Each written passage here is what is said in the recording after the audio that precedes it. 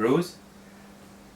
As you know, I do love extract bitter kits, or I like to try them anyway, and I've never seen or tried this one, the Beermaker's Bitter. Now, according to my local home brew shop, this is their most popular extract of all their extracts, and they've got a lot.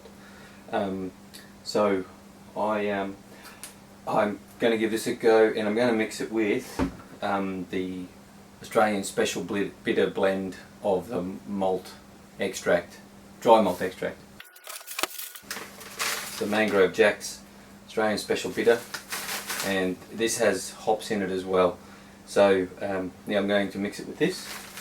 But the other thing I'm going to do is, just for a little bit every now and again, I like to throw in a little tip.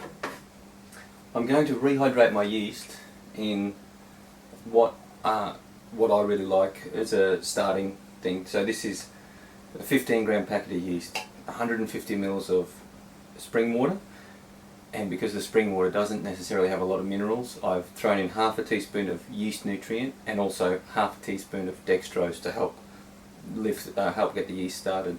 And so in about 15 minutes this should be bubbling away. So I'll show you what it looks like anyway, but while we're waiting for that to bubble up, I'll dissolve all the ingredients into the fermenter. You've seen me do that before. Pour this and this into the fermenter, mix with some boiling water and top it up with cold water. Okay, I'll leave you to that, and I'll get on to hydrating this yeast. Cheers!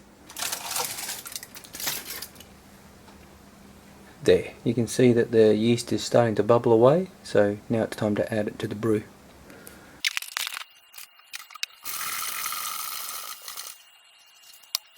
We've made it to 21 litres.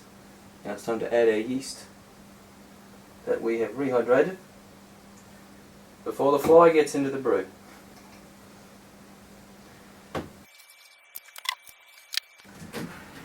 And we're going to ferment that until it's complete at 14 degrees Celsius, because we're using the 3470 yeast. Alright, until next time, or until we taste this one, happy brewing.